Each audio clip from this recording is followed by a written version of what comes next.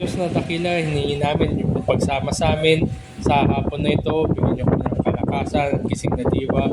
Paano niyo rin po kami sinamahan kanina, hinihingi rin namin na kumilos rin po kayo sa aming kalagitnaan ngayon. At tunay nga, hinihingi namin na kami matuto at kami mahikayat at kami nga inyo pong pagtibayin. At mahamon din kami sa aming marinig at mauwi itong lahat sa hindi lang sa kapakinabangan namin, kundi lalo rin sa patutuo na aming pananampalataya sa inyo at magbigay ito ng kaluguran sa iyong pong pangalan sa ngalan ni Jesus. Amen. Sige po, aawit muna tayo na isang hymno, Take My Life and Let It Be. Ay, nakita, tapat ko lang yung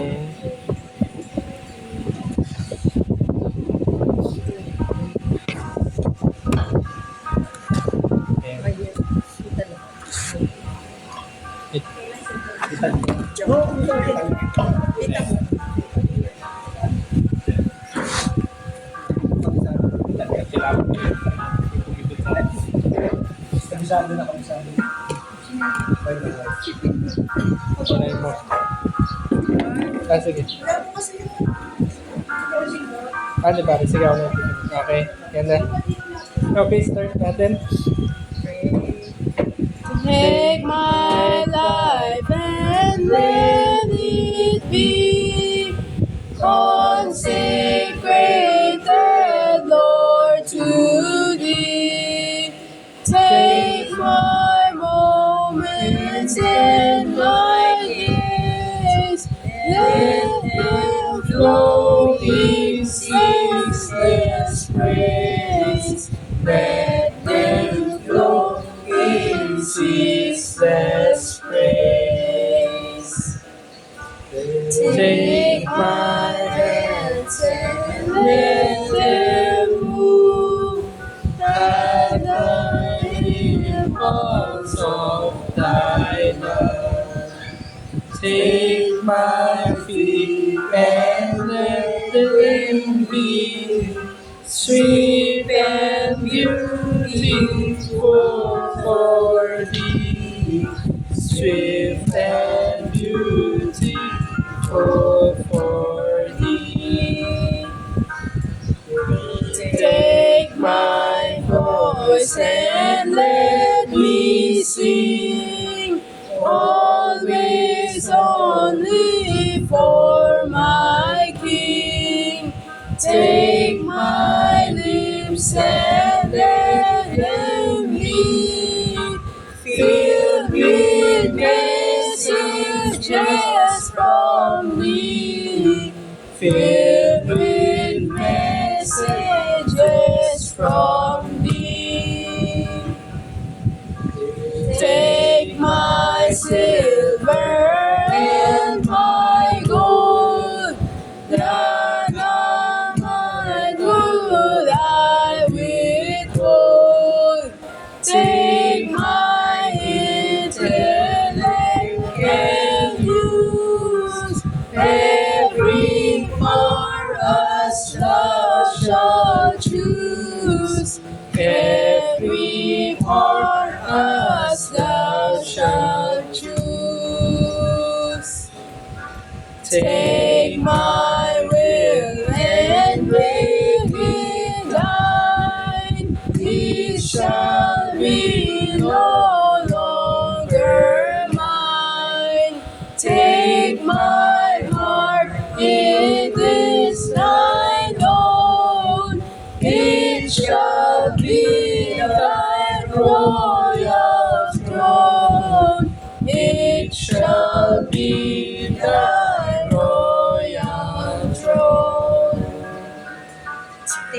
Take my love, my Lord, I pour at Thy feet this treasure store.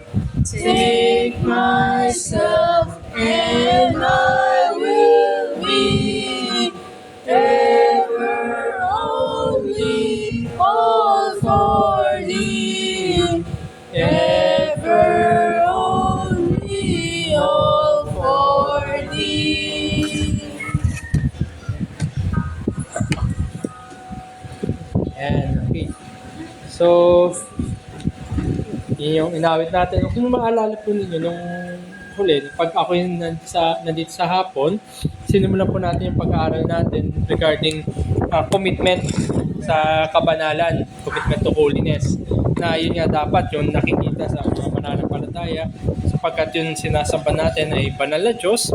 Ito rin yung nire-require sa mga mananampalataya. Nandun din dapat yung pagsalamin natin, yung commitment natin, yung intentional sadya ba meron tayong consciousness ng commitment natin sa kabanalan. Tapos nung huli, ang tinignan naman natin, pinag-aralan naman natin yung commitment natin na para sa pagpatay sa mga kasalanan at sinimulan natin sa pride, pagmamataas. So, nandun dapat na meron tayong commitment naman sa contentment, yung pagiging sapat as an antidote para labanan yung pagmamataas. Ngayon, tingnan naman natin yung magkaroon din tayo ng commitment sa ibang larangan. Kaya nga yung inaawit natin, yung Take My Life, nandun yung lahat na aspeto, hindi lang yung talino, pati kahit nga pera, diba, Take My Silver. Nabanggit doon. Ngayon, ang pag-aaralan naman natin, yung pagpatay sa natitira natin na covetousness. Hindi covetous. Ten Commandment, huwag kang ayun, mag-imbot, ayun. Ayan. So, yun yung covetousness. So, ang commitment naman dapat doon ay yung contentment. Kasi ang pagiging content, siya dapat yung lalaban o yung opposite ng covetousness ay contentment, yung pagiging sapat. So, ngayon tingnan natin, no, covetousness. Sabi ng Merriam-Webster, covetousness marked by inordinate. Inordinate, ibig sabihin yung lampas-lampas, higit. Inordinate desire for wealth or possessions or for another's possession. Yung sabi natin, so lampas-lampas na naisin natin, kayamanan o pagmamay-ari ng iba, yung hindi sa atin. Ten Commandment, thou shalt not covet. And in Ten Commandment, hindi lang naman kayamanan, yung sinasabi niyan, yung kasama dyan. Ang covetousness can include coveting people, pati tao. Gusto natin kunin para sa atin. At iba pang mga bagay. Halimbawa na lamang yung hindi lang siya basta inggit, hindi lang siya envy, hindi lang siya jealousy. Mas malalim yung covetousness. Kung ano yung meron sa iba, gusto ko rin meron sa akin. So yun, pag sa ganung aspeto, parang inggit lang, di ba? Pero hindi ang covetousness is tanggalin sa kanya. Dapat mapasa akin. Yan. So, linawin lang natin, hindi naman masama na mag-desire. Tama lang, maganda nga may desire yung tao. Bakit naman sabi natin, walang pangarap, di ba? So, tama lang naman yon as long as tama din yung reason niya. Desiring to possess or actually possessing yung mga material na bagay is not sin in itself. Hindi naman masama. Halimbawa, kung may motor tayo, may kotse tayo, may pinagpala tayo ng Diyos, binigyan tayo ng kakayanan, hindi naman masama yun. Meron sabihin natin na may borderline yan, meron yan na masasabi natin kung kailan yan nagiging masama. Halimbawa rin na sabihin natin, hindi naman masama na mag-desire ng pera. Halimbawa, businessman ka. Natural lang naman na yung negosyo mo ay kumita. Kundi kawang gawa yung tawag doon. Di ba? Tama naman na negosyo siyempre kikita ka. Sabi nga sa Proverbs 14:23, in all labor there is profit, but mere talk leads only to poverty. Ibig sabihin na pinapakita sa atin na yung pagpapagal, di ba, ginagamitan niya ng talino kung anong pinagkaloob sa atin para kumita, may profit, may pakinabang. Kasi kung hindi rin naman tayo kikilos, walang mangyayari sa atin. Diba? Tama lang naman na ang nagpapagal, lalo na sa kanyang negosyo, pinamabuti niya, pinagbubutihan niya, meron nandyan. Pag pinagpala ng Panginoon, may kita dyan. Tama lang naman na magkaroon tayo ng desire. Lalo na kung ito yung means para mag-provide sa pamilya, means para, sabihin natin, makatulong sa iba, sa iglesia, sa ministry, yan, tama yan. Hindi covetousness tawag doon. Covetousness, tandaan natin, yung lampas-lampas, mas pasokdol na. Walang contentment. Yung desire mo talaga pagpayaman to the detriment. Hindi kaya ikaw ang baba ng iba. So, yun ang masama. It becomes covetousness when the desire to possess becomes the governing motive na doon na lang umiikot. Yun na yung layunin natin. Yung kumita para sa akin. Hindi para sa iba, hindi para sa ministry, hindi para sa anuman, kundi para sa atin lang.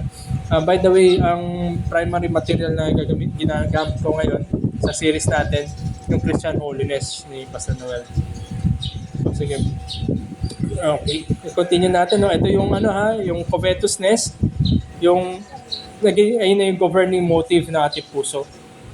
Kumita, mag-imbot, hindi sapat. Walang kasapatan doon. Saan ba nag-uugat itong covetousness?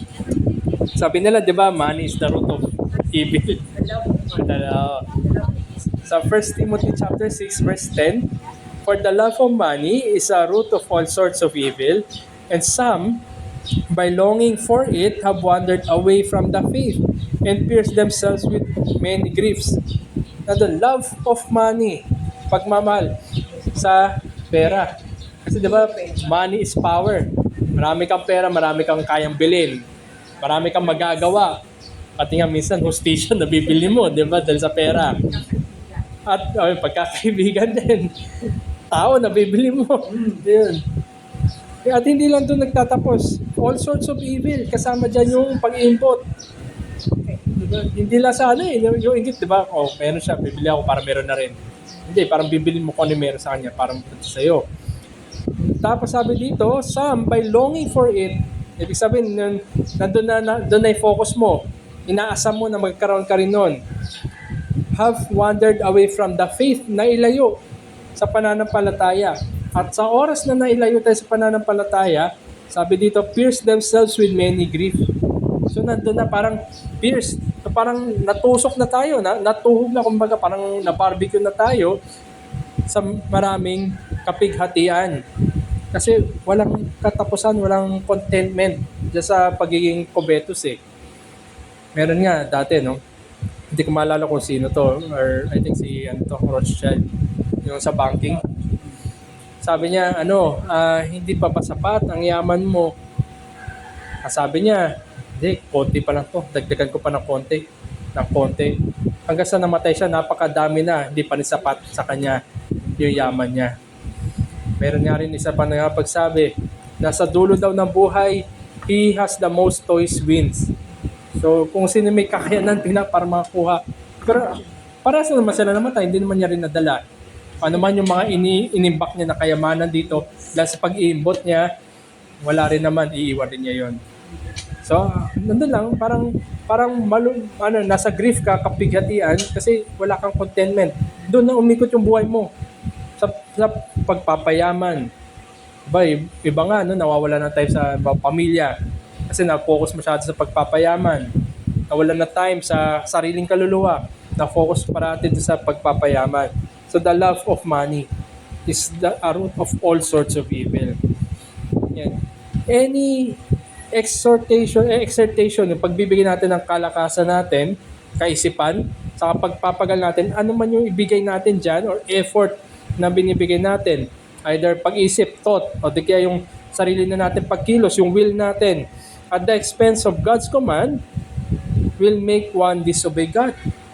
Kasi, yung desire, okay lang yan. Pero kung yan ay naging, dyan na umikot yung buhay mo, na nandyan na nakatuon yung kaisipan mo, gagawa ka na ng lahat ng paraan para makuha yan Masabi nga nila, kung may gusto, may paraan.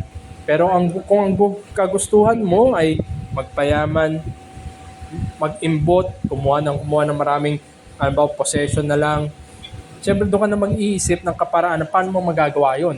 But it starts with a plan. Kung yung plano na yon, yung sa pag-iisip mo na yon, ay ganito gagawin ko para yumaman ako.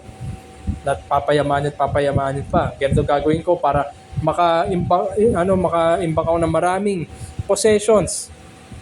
Ganito gagawin ko. At doon, kung nandun na tayo, sabihin natin yung motive natin, naiikot na lang doon sa pagpapayaman, pagpaparami ng ari-arian, doon ay masama. Halimbawa na lamang, pare, saan natin makikita to? Sa pinatis mga masasamang ginagawa, mga drug pusher, mga drug lord, diba? Doon nagsisimula naman yan sa di ba? Sisimula yan sa small time. Pero hindi yun sapat. Di ba, gagawa sila ng empire na, di ba, cartel na yun dating. Doon na umikot hanggang doon sa, sabi natin, yung ibang mga drug lord na patay na. Dahil doon pa rin sila nakafocus. Wala silang oras para isipin yung ibang bagay. Hanggang doon sa kanilang kamatayan. It starts with a plan, it makes them disobey God. At mag-ingat din tayo kasi hindi man, siyempre, I hope na wala namang plano mag-drugs, di ba? Pero kahit mga malilit na bagay, malilit na hindi makasalanan na bagay, pero kung doon napako yung ating kaisipan, unti-unti lumalaki yan, mas maraming oras siguro ginugugol na natin, nawawala na yung oras kaysa doon sa pag-aaral ng salita ng Diyos, nawala na yung oras sa panalangin, doon na napupunta kasi yun na yung motive natin. Yan. If obtaining a possession entails disobedience, it is not from God. Kung gusto mo ma-possess isang bagay, magkaroon ka rin nun, makuha mo yun, or i-embot mo yung bagay na yun, pero para makuha mo yun, mag-disobey ka sa Diyos, hindi mula sa Diyos yung desire na yan. Kaya mag-ingat tayo. Hindi mula sa Diyos. Anything na sabi natin, given the choice, para magkaroon ka niyan, mag-disobey ka sa Diyos, hindi galing sa Diyos. Halimbawa na lamang, maraming sabi natin, Sunday, family day. Maraming tao sa mall tuwing Sunday. So kung ikaw businessman ka, may maliit ka na stall sa mall, maraming tao sa mall. Baka syempre foot traffic, yung mga naglalakad doon. More likely may mga, kahit sabi natin ilang porsyento ng mga naglalakad bubili sa'yo, kita pa rin yun, di ba? So kung anong nasa isip natin, ay kikita ko linggo, so bubuksan mo yung stall mo na linggo. Sabihin natin na kung ako may-ari, nasa church naman ako, pero yung nagbabantay ng stall ko, instead na siya yung nasa church din, nandun siya, pinapasok mo. So mali yan, disobedience yan. Hindi yan pagsunod sa Diyos, in fact, disobedience nga yan. Tapos ikaw pa mismo yung naging kasangkapan para magkasala yung isang tao. At dahil ang pinakapunot dulo niyan, gusto mong kumita ng mas marami. Hindi sapat sa iyo Monday to Saturday at nakita mo yung desire mo na maraming ang tao, baka marami akong mabentahan. So yun na, doon ka ngayon naggumawa ng plano para magkasala yung iba. That's not from God. Sa US nga, yung familiar chain na yung Chick-fil-A, parang sabi natin parang Jollibee sa atin. Sarado yung tuwing linggo. Nababash nga rin yun, yung may-ari nun. Kasi Christian family, Christian din yung in-employ nila. Sarado ng linggo yon, nasa church. Okay na nawawalan kami nakita ng linggo basta nasa church kayo. Hindi naman tayo pinabayaan ng Diyos. Yan yung concept nila. So yung maraming makikita rin natin, no? At least yun, tumindig. Di bali na yung kita ng linggo. Okay na yan. Kahit wala yan. So nandun, ito businessman, sa maraming food chain to. Maraming iba-ibang food chain sa iba-ibang states. Pero nonetheless, sarado lahat yun ng linggo. Okay. So, sila ay sumusunod sa Diyos at mabuti ang Diyos sa kanila, pinagpapala pa rin sila. Hindi naman naging kawalan. Yun.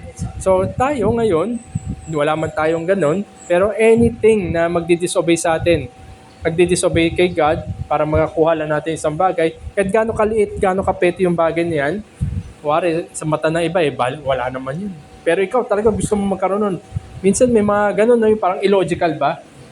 May gustong-gusto tayong isang bagay, pero sa pananaw ng iba, wala namang halaga yan. Pero ikaw mismo gustong-gusto mo, gagawin mo yung lahat ng kaparaanan, minsan nga kahit talikuran pa yung Diyos, ginagawa mo. Kasi nandun ka na naipit, nandun yung mata mo. Hindi yan mula sa Diyos. Ngayon, dahil realidad, or totoo, no, mahirap takasan, mahirap. Sino man na natali dyan sa pag-imbot na yan, mahirap yun. Kasalanan yan Mahirap alisan yan. Talagang kailangan mo ng biyaya ng Diyos para dyan. Ngayon, paano natin lalabanan yan? Kailangan natin i-cultivate yung mga graces para mapagtibay tayo, mailayo tayo sa pag-iimbot. Ano itong mga graces na to? Dahil ang pag-iimbot, no, yung covetousness, ano yan gusto mong kunin sa iba. Paano ba tayo kumukuha? Kukuha tayo ng mga ano ba tawag? Sand? Ano yung sand? Buhangin yan, di ba? Kukuha tayo ng mga buhangin. Kasi kung tutusin, lahat naman ng possession niya, buhangin lang rin yan. Mawawala rin sa kamay. Paano tayo kumukuha ng buhangin? Di ba binubuksan natin yung ating kamay? Tatakon, tas isasara natin. Para nandoon, di ba? So paano natin lalabanan yung pagsara ng ating mga kamay? Kailangan natin buksan. At paano natin yung lalabanan ng pag-imbot? Sa pagbibigay. Giving. Giving as an antidote to coveting. Yung pagbibigay. Pag ano yung ano, pagbibigay na bukal sa kalooban. Pagbibigay na may kagalakan. Pagbibigay dahil nakita natin na sapat ang binigay ng Diyos sa atin. Doon mas maluwag magbigay. Kaysa yung alimbawa yung magbibigay tayo sa lengguwahe natin, yung galing sa ilong, diba? Parang ganun. Parang labag sa kalooban. Diba? Ayun. Sabi nga sa 2 Corinthians chapter 9 verse 7, each one must do just as he has purpose in his heart, not grudgingly or under compulsion, for God loves a cheerful giver. So mahal na Diyos ang yung nagbibigay na may kagalakan. Mahal na Diyos. Kung wala tayong kagalakan, ayaw natin magbigay, lalong sumasara yung kamay natin. Pero kung meron tayong pag-uunawa na naging tapat ang Diyos, sapat ang kanyang mga pinagkaloob sa akin itong buong linggo, binigyan niya ako ng kalakasan para magtrabaho at hindi nagkulang ang pagkain sa mesa, hindi nagkulang yung mga bagay-bagay. Pinagkakalooban niya ako ng kaparaanan at ang biyaya para magbigay. Kasi oras na sabihin natin na hindi tayo nagkaroon ng cheerful heart. Hindi natin naunawaan na sapat yung Panginoon. Lalo pa tayong, teka, sayang, kahit kakunting pera, could have been something else, di ba? Parang si Judas lang, di ba, ayaw ibenta yung perfume, no? Sabi, pwede pa ito ibenta, kasi sayang daw, kasi binasag, di ba? Pero sabi nga ng ating Panginoon, sa lahat ng every time na mapapangaral ang Ebanghelyo, kasama yung babae na yon. So, magpawala kang ganyong kayamanan ng babae na yon. At the expense ng magkano lang naman. So, ganun din sa atin. Ang pagbibigay, dahil kung tayo nga ay meron tamang kaunawaan ng binigay ng Diyos sa atin yung ating pangailangan, lalo na sa kaligtasan. Ano ba naman yung sabi natin magkaloob tayo? Kung tutusin niya, lahat ng ganyan, lahat ng kayamanan na meron tayo galing sa Kanya, hindi naman niya kailangan yan kung tutusin. Yun din ay pagsulit din sa atin kung ano ba yung mas mahal natin. Iko-covet ko ba to? O susunod ako sa Diyos at magbibigay ako na may kagalakan? So giving is one antidote laban sa pag-iimbot. Isang magandang account din, no, sa Luke 21. Luke 21. Ito yung account na may magbibigay ng kanyang handog, yung kaloob niya, na walang-wala na talaga. Ito lang talaga meron sa kanya. Luke 21.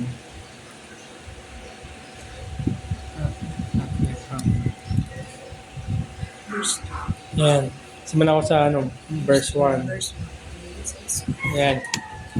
Ang handog ng babaeng balok. Siya'y tumingala at nakita niya ang mayayaman na naglalagay ng kanilang mga handog sa kabang yaman. So tithes and offering to sa panahon natin. Nakita rin niya ang isang mahirap na babaeng balo na naglalagay ng 2 kusing. At sinabi niya, katotohanan, sinasabi ko sa inyo, ang mahirap na babaeng balong ito ay naglagay na higit kaysa kanilang lahat, sapagkat silang lahat ay naglagay mula sa kanilang kasaganan, samantalang siya mula sa kanyang kahirapan ay inilagay ang lahat ng kanyang kabuhayan. So ito, may kinontras ngayon ang ating Panginoon. Nakita niya first hand. May mga mayayaman na nagbibigay ng kanilang kaloob. Kung isipin natin, kuwari for the sake of argument, sabihin na lang natin, kuwari 10% lang, para madaling magbilang. Kung 100,000, kung 10,000 yung pera, di 1,000 lang nilagay.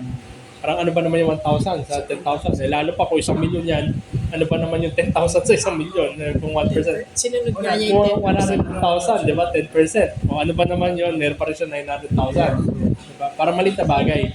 Pero itong babaeng balo na ito, balo, widow, lalo na sa konteksto nila, di ba? Ang source of income and livelihood yung lalaki.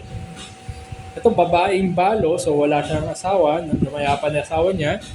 Kailangan niya ngayon mag double effort kumbaga para masustain na, lalo na kung may mga anak na siya. Hindi lang yung kanya sarili, pati yung sabi niya dito, ang naglagay siya ng 2 kusing. Hindi ko alam yung kusing eh. Pero di ba sinasabi nila pag kusing, pinakamaliit, di ba? 2 kusing. Ang ano pa yun lang ang kanya. Yun lang. So lagay natin, halimbawa sa konteksto natin, 2 centavos, yun nilagay. 100% yun. Di ba nga, makikita natin sa mga kalsada, di ba? Walang pumupulot na 25 cents eh. Di ba? Parang binti ka ng babato pa. Di ba? Lalo na, wala. 25 cents wala. Yun ba yung mga sinusuklitan na sa mga grocery? Madami. Nilalagyan ko 5 pesos ng 5 pesos. Tapos di ba, tinitape pa para magbuo. Ito, pinag-usapan natin, 2 sentimo, Yung ganito, walang 2 centavos. Nilagay niya doon sa offering bag. Siguro dating sa iba, tatawanan pa. Kukuchain, mamalitin pa yung tao na yun. Pero sabi dito ng ating Panginoon, siya pa yung kinumend eh. Di ba siya pa yung parang makikita niyong ng virtud itong babae na to. Kasi out of her poverty, walang-wala siya. Yun lang meron talaga sa kanya. Binigay pa niya, balo pa siya. Kasi makikita rin natin dito yung kanyang pananampalataya, yung pagtiwala niya. Diba? Out of her poverty, ito na lang talaga binigay niya. Hindi niya pinagdamot. Diba? Pwede naman kasi kung tutusin, hindi naman siguro kawalan sa sabi natin, collection, yung 2 centavos na yun. Pero yun lang meron sa akin, pinagkaloob niya. At yun din ay ang pagsulit ng Panginoon sa bawat isa sa atin. Malaki man o maliit, hindi naman after ang Diyos sa amount eh. Hindi naman rin nagsusulat dyan, di ba? Ito, magkano galing kanino? Magkano yun? Hindi ganun. Kundi ang pagsusulit ng Diyos ay sa bawat isa sa atin, dinidil tayo na ito yung pinagkaloob ko sa iyo, biniyayaan kita ng ganito at ganyan, handa ka bang ipagkaloob o ihandog yan, yung portion na yan, para sa Panginoon. So, yun yung pagsusulit. Hindi naman after sa amount eh. Dito ginamit ng Panginoon para magkaroon ng contrast. Yung mayaman sa kanyang kayamanan, ganito lang yung pinagkaloob. Yung mahirap sa kanyang kahirapan. Pagkamat ito na lang talaga meron sa kanya, binigay pa niya na may kagalakan. Yung kasi doon sa mayaman, yung sobra lang sa kanya. Oo, parang hindi niya, retaso na lang sa kanya. Sobra lang eh. Oo. Wala na. Hindi kawalan, oo. Hindi kawalan, di ba? Pero yung babae, yung puso ng babae.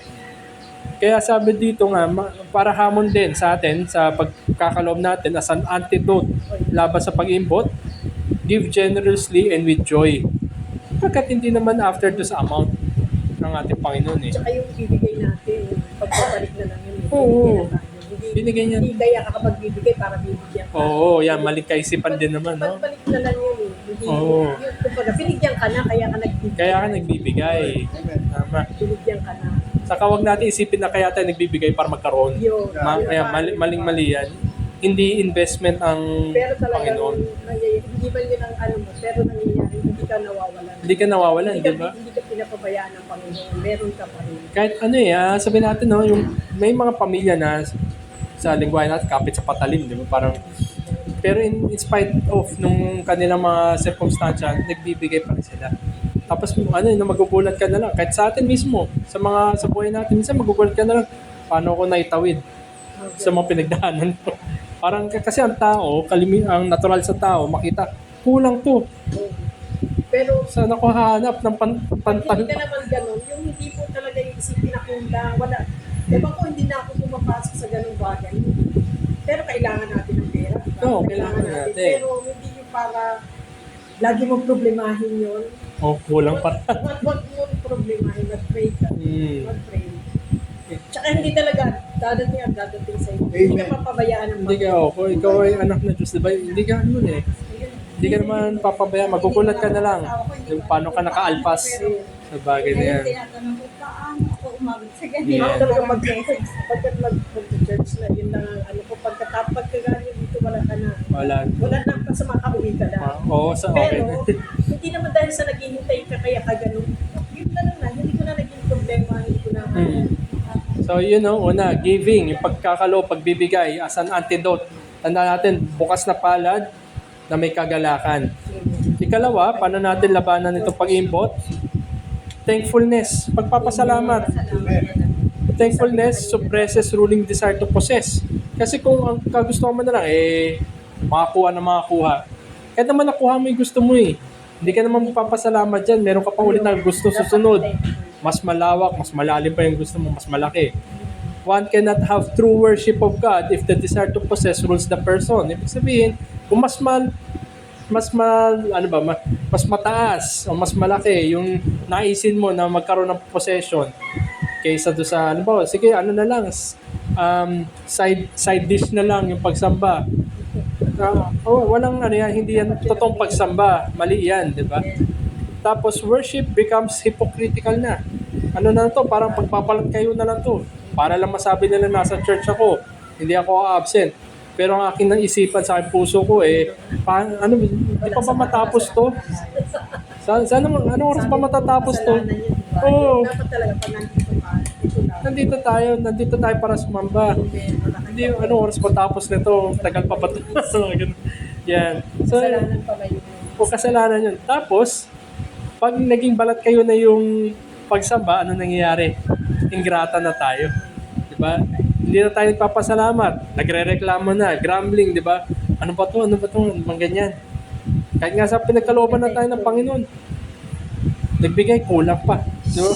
Nagbigay nga, pwede naman dagdagan. Ganun na yung pagre-reklamo na nangyayari sa atin. Kasi natutuon tayo sa problema. Hindi to sa provision na pinagkaloob sa atin. Baka mamaya, ito lang yung kailangan natin for now. Diba? Halimbawa, ang kailangan natin, pambili ng gamot.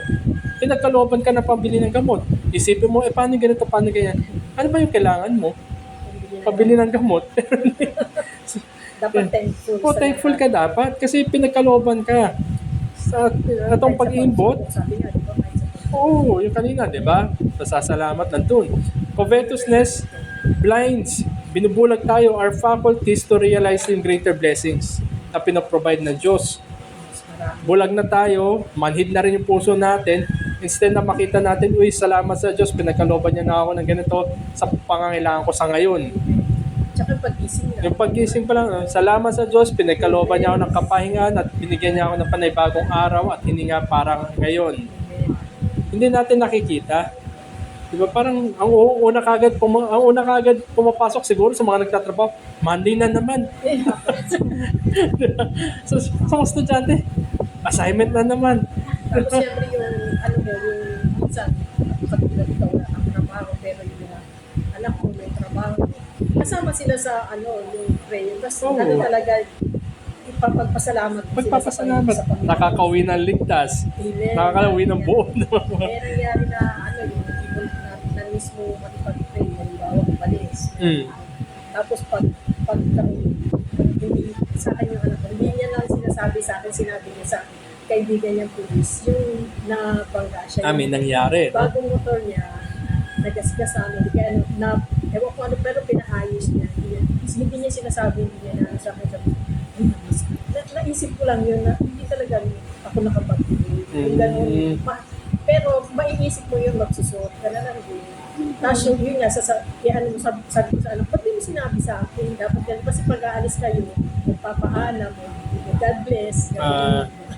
Kasi kahit sabihin natin, kung bago umalis, nagre-reklamo na, di ba? Pag uwi, reklamo rin. Di ba? Instead na... Hindi normal kasi pagka ikaw puro ka reklamo, isipin mo na rin kung ano ang kaligtasan meron ka. Oo. Kaya dapat thankful ka. Thankful ka parati. Parang di ba, salamat na nakauwi ako na ligtas. Salamat na kung mayroong mga aberya na dumaan, halimbawa, yung gas-gas lang, di ba? Hindi ako nasaktan, hindi ako nalagay sa peligrong sitwasyon, papuri sa Diyos. Amen. So, ganun parati. Ito yung problema sa pag nawala yung pasasalamat sa puso, yung hindi sapat, parating kulang. Tandaan natin, at yung hindi pagpapasalamat, isa sa mga sabi natin fundamental na kasalanan eh. Halimbawa sa Romans 1:21, sa Romans chapter 1:21, sabi doon, for even though they knew God, they did not honor Him as God or give thanks because they became futile in their speculations and their foolish heart was darkened. So hinighlight doon, dalawang bagay. Hindi nila in-acknowledge ang Diyos, they did not honor God or give thanks. On the account na hindi ka nagpasalamat sa Diyos, sapat na yan ang kahatulan sa iyo. Ilang beses tayo hindi nagpasalamat sa Diyos, sa totoo lang. Pero mabuti ang Diyos, mabagin pa rin. Ako pagising ko sa dapat ako. Yun nga dapat yung unang sabi nga ni Paul Washer, unang pumapasok sa malay niya pagkagising, pinapasalamatan niya Diyos dahil meron pa rin siyang, that conscious pa rin siya. Yan. Kasi, ano ba nararapat sa atin, di ba? Dahil nga, hindi na tayo ginising eh. Oo. Pero pasalamat, yun nga dapat unang lang lumalabas. Failing to thank God is singled out. Inisa doon, one of the two sins na nabanggit. Sa lahat ng tao ito, hindi lang sa mga hindi mananampalataya. Kahit nga lalo pa dapat sa mga mananampalataya. Tayo ay dapat mapagpasalamat sa tinatanaw natin ang Diyos. Yan. So dito makita natin, dapat ino-occupy natin yung ating kaisipan, yung greater blessings. Salamat sa Diyos, buhay pa ako. Salamat sa Diyos, ligtas ako nakauwi. Yan, lalo na salamat sa Diyos dahil binigay niya sa akin ang kanyang buktong na anak na si Jesucristo na namatay sa krus, pinayaran na aking mga kasalanan. So nandun dapat yung greater blessings. Yes, nagpapasalamat tayo sa mga temporal. Halimbawa, sapat yung pinagkalob sa akin. Pero yung mas mahalaga, mas malawak, mas pangwalang hanggan, doon tayo dapat hindi dapat nawawala, wag natin take for granted. Minsan kasi mas matimbang pa yung mga temporal na pagpapala kaysa doon sa pangwalang hanggan Parating dapat nasa ilalim yan, lalo pa nag-occupy ng espasyo sa isip natin, ay yung magpawala hanggan. So ito dalawa. Una yung pagbibigay as an antidote to poverty. Pangalawa yung pagpapasalamat para ma-suppress, malampasan yung desire natin to possess. Pangatlo, yung Christian contentment. Sapat. Kasapatan. Tahimik lang ang contentment Hindi siya maingay Di ba may mga iba na maingay. Kunwari, lalo na kung sagana, maingay. Pero yung kasapatan, tahimik yan. Dahil ano ba yung kalaban ng kasapatan? Pagre-reklamo, maingay yan Diba? Salita. Yes. Pero itong contentment, quiet and inward satisfaction of what God has given to in the present. Yan ay biyaya. The grace of contentment is an active rejection of covetousness and murmuring. Pag meron kang kasapatan, nalalabanan niya yung reklamo. Nagkakaroon ka ngayon ng pagpapasalamat, nagkakaroon ka ngayon ng kapanatagan. Marahil ito lamang yung pinagkaloob sa akin ng Diyos sa araw na to dahil ito yung aking kailangan. Ito lang yung aking kailangan. Ito lang yung pinagkaloob niya sa akin kasi tinuturuan niya ako na lalo pa sumandal sa Kanya, makita ko na sapat ang Kanyang biyaya at lalo pa ako mag-depend sa Kanya. So ito yung ginagawa ng Diyos at ito rin yung tinuturo sa atin para maging content. Sabi nga ni Jeremiah Burroughs sa kanyang Rare Jewel of Christian Contentment, contentment is attained not so much by addition but by subtraction. So pag addition, dagdag ng provision sa atin. Hindi ka nakukontento dyan. Nangyayari ngayon, kulang pa, kailangan pa dagdagan. Pero kung ito lang talaga yung pinagkaloob sa iyo, nandun nasusubok yung ating contentment. Halimbawa, kailangan natin, sa ating pananaw, kailangan ko na sabihin natin 10,000 bukas. Pero ang pinagkaloob ng Diyos 5,000 lang. Sa mata natin, saan ko kukunin yung kulang na 5,000? Kulang pa to. Instead of, salamat sa Diyos, may 5,000, ito lang siguro yung kailangan ko sa araw na to. Ayan. So, nandun yung contentment. Sabi nga nila sa Tagalog daw, ang contentment nga ay yung kasiya. Kontento ka. Oh, Ay, kontento. maging contento. Medyo Spanish. Oh. kasya yung root word, kasiyahan. Kasi yung kasayahan naman, yung happy-happy. Kasapatan. Pero yung sapat, yan. Pero kasya daw, yung root word. Kasya, sapat. Yung kasiyahan. Yan. So, nandun yung root word natin. Kasya, di ba? Kung ano yung pinagkaloob, kasya na yon. Yan. So, ang punto lamang dito na makita natin sa tatlong mga graces para labanan natin itong pag-imbot, pagbibigay, pagpapasalamat, saka yung kasapatan ng Diyos. Maging malinaw rin sa atin, no, na yung pinagkakaloob na Diyos, pinapadako sa ating buhay, mga providensya na yan. Providensya na para mahamon din yung contentment natin, yung pasasalamat natin, pati rin yung pagkakaloob natin. Providensya, diba? All things work for the good. Sinasabi natin parati. Baka mamaya, parang ano na, sa sobrang, parang cliche na rin dating. Pero dapat makita na sapat talaga yung binigay ng Diyos para sa atin. Lahat ng bagay, lahat ng providensya ng Diyos, nangyayari yan. Nagpo-provide naman ng Diyos sa mga providensya na yan. Yan ay may layunin na Diyos para sa dyan. Minsan kasi hindi natin pinagtutuunan ng pansin na ito ay ginagamit ng Diyos para matuto ako na maging content sa Kanya. Diba, nasanay tayo sa bonggang buhay. Yun nawala yung means na yan. Sabi natin, bumaliktad yung mundo natin. Hindi na tayo sanay. Baka tinuturuan tayo ng Diyos masanay. At kung sa galang buhay mo, ano ka naman? Malayo ka sa Diyos. Yan ay mabuti para sa'yo, para mailapit ka sa Kanya. At maturuan tayo na lalo pang makita natin yung greater blessing, hindi yung kakulangan. Tapos makita rin natin, maunawa rin natin, yes, or mga providensya ng Diyos. Yung provision rin ng Diyos, every possession na meron tayo, mula sa Diyos yan. Pinagkaloob lang, ibinigay lang rin yan sa atin yan. Halimbawa, no? Ito rin yung hindi natin nakikita eh. Minsan nakala natin, kaya pinagtrabahuan ko naman tong pera na to. Kinita ko naman to sa hindi madayang parangan. Pero hindi natin nakikita na pinagkalooban ako ng magandang pangangatawan, magandang kalusugan, saka yung kaisipan para magampanan ko na maayos yung aking trabaho at kitain ko ang halaga na ito.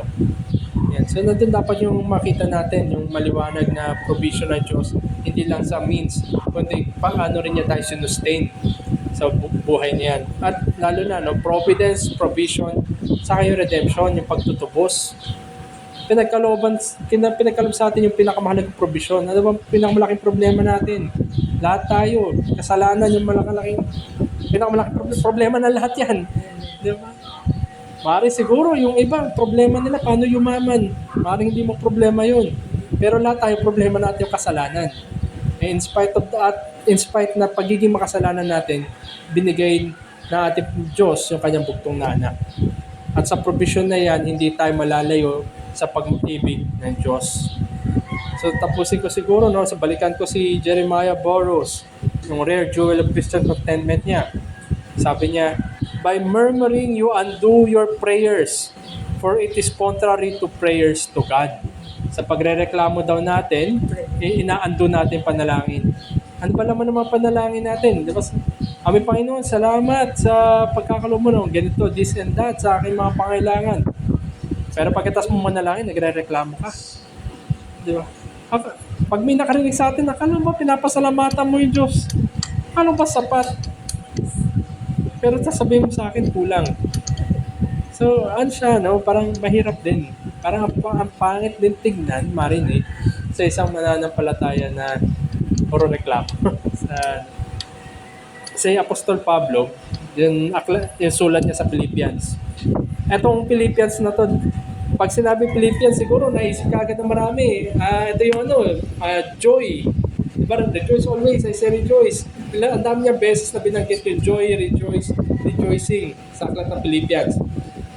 Pero sinulat niya yun, nandun siya nakakulong. Nakatali yung kanyang paa. Meron siyang may handcuff sa kanya na sundalo, nagpapalit lang ng lift. Ganun yung sitwasyon niya, madilim na lugar. Tapos for sure, hindi naman yun sanitary yung lugar na yun. Dungeon siya nakakulong. Walang doon, walang sabi natin, Siguro kung tayo nilagay doon, puro recaptures tayo. Walang contentment. Pero sa ganun na sitwasyon, na isulat ni Apostol Pablo, yung paghihikayat sa mga mananampalataya, hindi lamang doon sa mga mananampalataya sa Pilipay, kundi sa lahat ng mananampalataya na matutunan natin. Sabi nga niya dito sa head na text natin, dito sa Philippians 4, sabi natin, maganda itong Philippians 4:11. Philippians.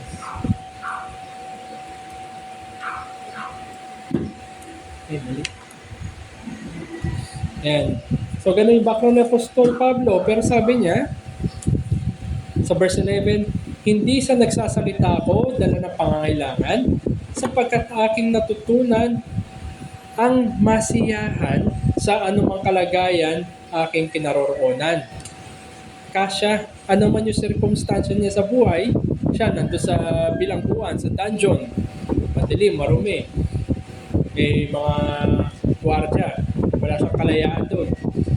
Pero ganun pa man, natutunan niya ang masiyahan sa Panginoon. Doon niya natutunan. Kung gano'n si Apostol Pablo, sana tayo bilang mananampalataya, ang dami nating kalayaan. Ano man ang kanyang kalagayan. Si Apostol Pablo, walang kalayaan nun. Pero nasulat niya to. Sinulat niya. Hindi natin makukumpara yung sitwasyon natin ngayon sa kanya. Ang dami nating kalayaan, reklamo. Walang kasi, mainit. Diba? Mainit, naglalagkitan na tayo. Reklamo. Pero sa Apostol Pablo, doon siya nilagay, providensya yun ng Diyos para sa kanya, para matutunan niya at mahikayat niya yung mga mananampalataya throughout all times. Hindi lang nung panahon niya, kundi sa atin ngayon. Matuto tayo ng pagiging kasya, masayahan sa Panginoon sa anumang kalagayan na tayo nilagay doon ng ating Panginoon. Kaya hamon ko talaga sa atin madali tayong pag oras na nagre-reklamo tayo, walang pasasalamat, hindi nakabanalan yun, Pagre-reklamo na yan, Kaya magkaroon tayo ng commitment ngayon sa pagiging content. Sa lahat ng pinagkakalob sa atin ng Diyos, lalo na tanawin natin na yan ay mula sa Diyos, matutunan natin maging content. Baka nga talaga ito lang yung kailangan natin. Baka nga talaga tinuturuan tayo na lalo pang sumandal sa Panginoon. At matutunan na rin natin, ang dami natin pwede matutunan sa pagiging content. At sadly, hindi natin natututunan yung lesson ng contentment. So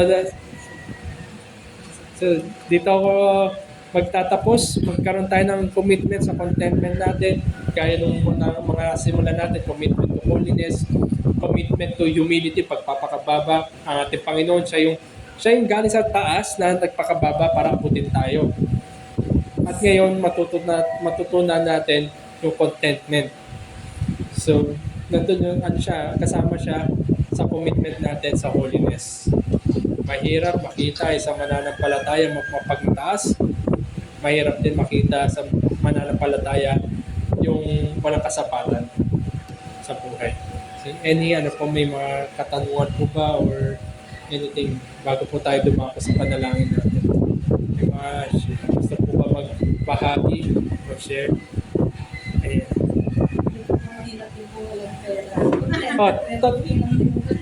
Totoo yun. Hindi natin na maliit. Sanay ko. Kaya nga sabi ko, minsan, wala na talaga.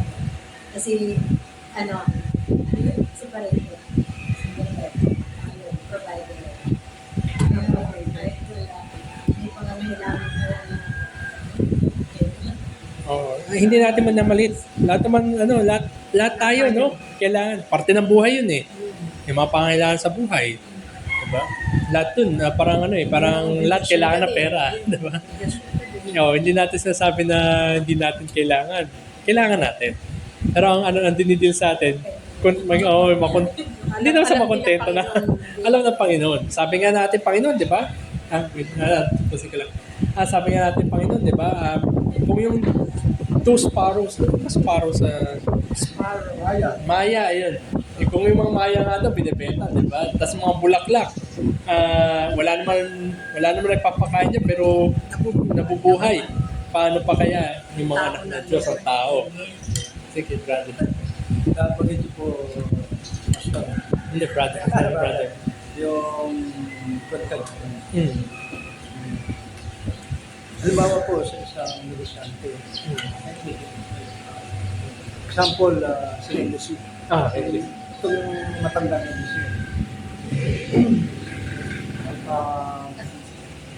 Siya yung industry ay hindi nakapekto na magkaroon siya ng mga branch. Kaya nagkaroon ng mobile. Tapos namang-serve po tayo doon sa yung po ba ay yung bang paghahangad niya na yun, na magkaroon ng branch, mag-STEM. Kung nabubuhay nga lang siya, ang pangarap niya magkaroon pa ng STEM sa Amerika. Pero yun ba ay Isang kasalanan yung yung parang... maghangad siya, na magkaroon pa siya ng mga branch. Oo. Kasi hindi siya kontento eh. Hindi siya kontento. Ang ano no, hindi, sabihin natin, sa perspective ng negosyante, doon muna ako, simula ako sa perspective ng pagiging negosyante. Negosyante ka, gusto mong palawakin yung negosyo mo. Pero ngayon, ang question is, ano ba yung motibo mo? Baka siya mo ba? Bakit kailangan mo pa yan? Malaking,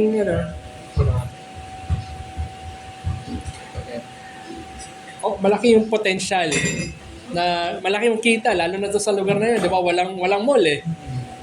So, pwedeng puntahan. Siyempre, yung mga tao pag pumunta yan, bibili yan. May lalabas na pera dyan.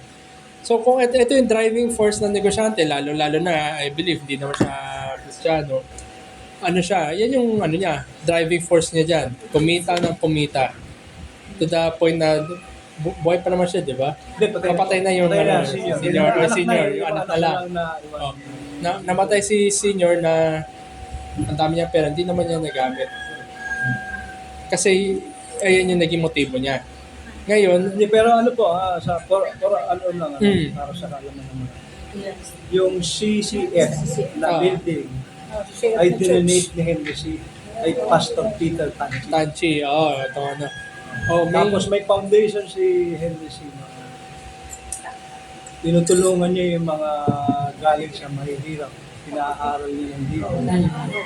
Hanggang sa pag makatapos ay tatanggapin niya bilang may empleyado. foundation siya eh. Foundation siya. Anong masasabi mo? Etong mga bagay na to ay sabi natin nasa aspeto ng philanthropy, yung pagtulong sa kapwa. Maaaring na doon na sabi natin, hinimok siya ng Diyos para tulungan yung mga nangangailangan, mapagpaaral, masupply yung pangangailangan nila, at makita niya, sabi natin, may magandang gawain at yung CCF, donate niya yung property. Pero hindi yan yung sa aspeto ng kaligtasan. Nasaan yan? Yan ng common grace. Businessman siya. Ano man yung naging motibo niya sa pagbibigay. Wala nakakita na kanyang motibo. Ang nakita lang natin, yung mga ginagawa niya. Yun lang yung nakikita natin. No? Yung mga, sa pagbabasihan natin yung mga kanyang ginawa, nandun yung philanthropic side, walang masama doon, maganda nga naman yung ganyan. Pero yan ay nasa common grace, hindi yan yung sa kaligtasan. Ang nakikita lang natin sa kanya is yung parang pagpapalawak ng empire. At ito yung focus. Pero halimbawa si brother, Hindi, si senior. Pati mga anak. Ngayon hindi natin nakita lang. pero kung ang purpose ni Henry C, gusto niyang, halimbawa, yumaman siya tapos merong gusto siyang matulungan. papagsakin. Yun, di ba masama yun, di ba? Masama talaga yun. Gusto niya bumagsak itong Robinson. tao ito. Pero kung sino mo gusto kaya siya nagpapayaman para ikaw bumagsak naman ng Yan, hindi ang tama yung yun sa kanya, kaya ang businessman kasi siya. sabi ko, businessman, tapos ang nakikita lang natin yung ginagawa niya sa labas. Pero yung, Hindi natin makikita yung ano talaga nangyari siya sa loob. pero pinaaral, anak ng kasama din namin dati dito, pinaaral ng Yung SM Foundation. Ni Henry C. Ayun. Pinagtrabaho lang siya doon ng ilang buwan lang. Tapos pwede na siyang kahit saan lang. Parang Kasi ano. nagtatrabaho na. At least kasi di ba, Nag-graduate siya. pinag-aaral ka namin, tapos mamalagi ka sa akin ng phone kahit ilang buwan, di ba? Ganun lang, hindi naman Win-win situation yun. Ayun, so nandun, mga nasa realm ng common grace yan. Hindi ito wala siya sa realm ng saving grace. Pasalamat tayo, ginawa ni Henry C. mga bagay niyan. tayo, nag-enjoy rin naman tayo. Alam mo, sa MOA, sa Kasi Mega Mall, nag-enjoy rin hindi niya naman tayo siguro yan. din naririnig yung aral na dapat ganito, dapat. Kung- Wala kung- siya, hindi siya doon dinala ng Panginoon. Kasi ang nakikita lang natin sa labas eh. Yung malabas eh. Kasi madalas siya kausap si Pastor Peter Tan. Kasi kung, dapat yung pastor alam niya na pag Sinishare Sunday, niya. kung Oo. kagaya siya nung sinasabi mo na chicken store ba yun? Yung Ay, na, every Chick-fil-A, Sunday, oo. chicken Ah. fillet. Every Sunday walang trabaho. Sarado. Walang sarado. Kasi, Pinapasara niya SM Panginoon. oh, kung kaya niya kasi, yun. kasi conviction nung may-ari ng Chick-fil-A yun. Kung kaya naman niya yun. Siguro hindi ganun yung conviction ni C. So, Hindi kasi yung SM po kasi may mga tenant. Nangungupahan lang yung Oo, nangungupahan na hindi naman Spasyo. Christian Hindi naman lahat. lahat Christian. yun. Kaya Mahirap yun. yun, lalo na, ang dami niyang empleyado. Eh, Tas, malay mo, dumating din yung panahon na ngayon na gano'n. Marami din tayong hindi magagawa. Oo. Yung Kristiyano din, yung nagsisimba ng Sunday, marami din silang hindi maano. Kasi napapakinabangan din natin yung iba, di ba, na Oo. hindi nag-church yung mga Sunday. nasa rem ng Comgrace, nakikinabang yung mananampalataya. Oo. Halimbawa, di ba, may mga iba na, sabi natin grab food, Oo, yung mga mga ganyan. driver. O di ka grab, suwasakit tayo ng grab, kunwari. Tricycle, oo. So, napapakinabangan natin yung mga nandoon. Oo, Kahit hindi sila mananampalataya. nag-church. Oo. May nakapaghati sa atin. Pero, syempre, Paano panalangin kung lahat? natin. No, Pero maganda yun. Maganda yun, ano. Oo. Kaya naman. Titignan ng pagkain. Kaya not naman. sure. Kaya. Kasi Ay, may hospital. Ay, pagsarado ang hospital ng linggo, Ayun. patay ka. Ayun. So, Oras mo na yun. sa, Oras mo na yun. nasa realm yan, ha? Lahat yan ng common grace. Pasalamatan. Sovereign grace of God. Pasalamatan natin ng Diyos na may Kasi katalino. Pero kung hindi naman ng oras, wala siyang papatay ng Sunday. wala, may mga namamayapan na linggo. Yan. Tapos, Asawa ko Monday naman. ang Nakapag-church siya na Sunday, tapos ang mga kasalanan din, halimbawa, balikan ko si Henry C. Ang naging dulot rin, na hindi lang naman siguro si Henry C, kundi lahat ng tycoon, Mga tayo marami yung nangarap na maging kagaya nila. Masamang pangarap. Di ba yung... Masama po ba maging mga... Hindi naman. Marami lang yung nagkaroon ng yung masamang desire. Masama. Kasi alam mo, Pero hindi Masama yun. hindi masama ang mangarap na kung pinagkalooban ko. Kung manalo sa lupo eh. Ayan, masama yan. Kaya kasi kakaya ka. Kakaya ka dapat. Mananalo. Sugal daw kasi. Di ba? Sabi ko, Oo, sugal yun eh. Anything na, at kahit ano-ano na may involved na pera. Sugal yun. ano naman, depende. Pero pag halimbawa, paano kapag- may mga involved na pera na hindi naman sugal. Halimbawa, no? Sabi natin nasa isang tournament. May torneo. Siyempre, para makapasok, may registration yan. Sabi natin tournament na chess. May registration fee yan. Kasi yung registration fee, yung pambayad sa mga ilaw, sa mga table, sa mga judge, mga ganun. Ibig sabihin, yung ipapanalo ka. Ay, yung sabi natin yung mga Sugal scatter, talpak, yung mga ganyan. Ganun. Yun, saka sabong yun. Ano din. So, Kasi so, meron akong kapatid na nag-ano siya sa Loto-Loto. Sabi ko, Ayan, ano sugal oo. yan? Kaya inaano niya, ano daw yun? Yung Philippine Charity Sweeps. kahit mga naman ganun. PCSO, ano yan. eh. Ganon, ano daw yun, kasi naanuhan niya,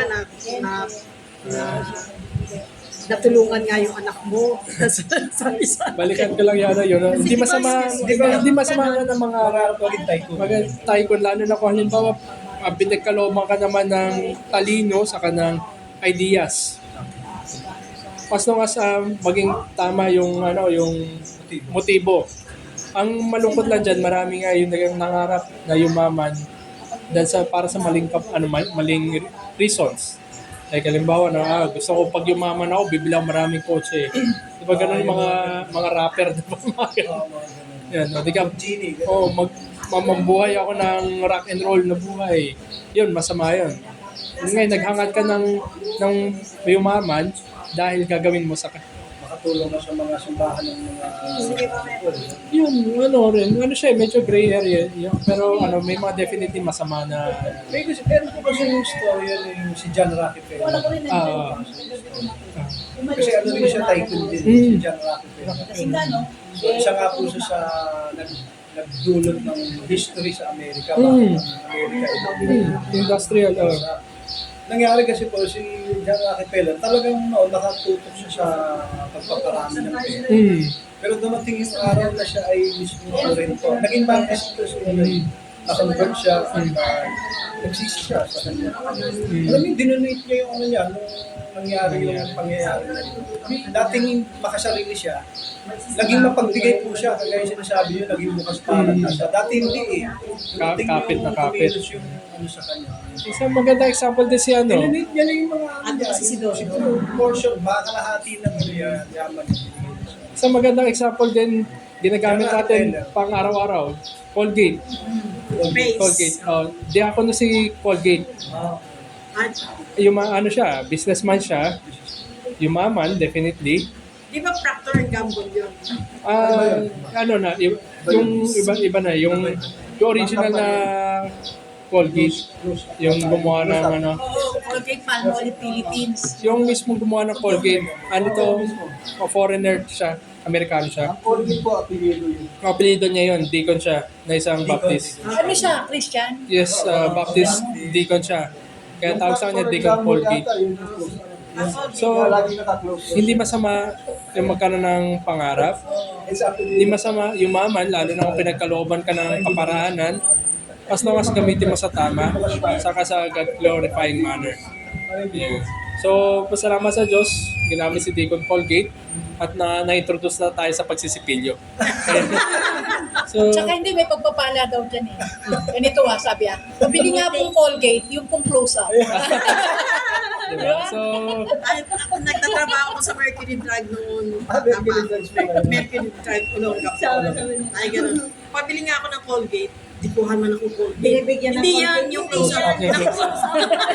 Totoo yun. pero ano, kasi naging ano na, naging kitchen table name na, di ba? Pag sinabi mo Tsaka yung Colgate, ano, Xerox. Oh, Xerox, diba? Xerox brand yun ng copier, photocopy, your machine dapat. Photocopy dapat. Oo. Brad ng one yun. Kaya sasabihin, Oo, Xerox na photocopy. po. Oo. Marami naman ibang Hindi, klase. nakalagay nga din sa ano nila, Xerox. Tsaka yung ano, pabili nga pong Pampers. Oo. Kung ano tawag ko sa ibang brand. Oo. Yan, EQ, yung pong Agis. EQ. Agis. Pero Pampers ang sabi niya. na nakilala na dahil sa so ayan siguro ano lang ganun sila Papala, kasikat. parang pinagpapala. Isang empleyado po. Diba? Minsan, wala namang empleyado siguro hindi nangaangat. Ay, corporate ladder Ma-promote naman. Oo. Ma-promote siya. Tama lang Yung naman. nag-aangay siya ma-promote, hindi ba parang kubitos na siya? Hindi naman, tama lang naman. Siguro ano, magiging kubitos na yun pag halimbawa gusto kong maging manager. Tapos siya Tapos alisin mo Oo. yung isa. Yung papasamahin ka. Papasaman. Yeah, gusto ko lang yung sahod ng manager, pero pag oras na ko ang sahod na yun hayahay ako sa buhay. Hindi naman tama Ayaw, yun. hindi ka magtatrabaho. Tandaan natin, ito hindi na biblical, no? Sabi nga ni Spider-Man, with great power comes great responsibility. So, habang tama naman na maghangad ka, wala namang empleyado na sabi, ay okay na ako dito. Binigyan ka, pinagkalooban ka ng kakayanan ng Panginoon para gampanan mo na mabuti yung trabaho mo. At pag nagampanan mo na mabuti yan, may reward na naman dyan. Diba sabi natin, makikita, ito si empleyado na ganyan. So, ipopromote siya. Ngayon, na-promote ka, meron kang bagong matutunan, i-apply mo ngayon yung mga bagong mo natutunan para lalo pang sabi natin mahasa ka doon sa trabaho o nakita ulit na pinagbubutihan mo dahil tanda natin, pinaglilingkuran natin ultimately ay Diyos. So ngayon, ipopromote ka ulit. Tama lang naman yun. Tama lang na maghangad. Sabi natin, siguro 5 years from now, gusto ko na maging ganito. Tama lang yun. At least may pangarap. Hindi ka nakukontento. Sabi nga nila, lalo na sa empleyado na Kristiyano, isa sa pinaka hindi magandang empleyado na Kristiyano ay yung mediocrity. Yung, pwede na to, okay na to. Yung contento. Yung pwede na yung Sa Proverbs, may nakasulat. In all labor, There is profit. so how much more yung magsipag ka, mag-promote ka, Basta gawin mo ng tama, no? magsipag. Magsipag. Magsipag, pumasok ng maaga, magsipag. Huwag lang yung magiging sipag- responsibility. Huwag lang yung sipagan ng pagiging marites dun. Saka ano rin Dapat responsable ka sa trabaho. Parang bilang Kristiyano, dapat masipag tayo, lagi pumapasok ng maaga.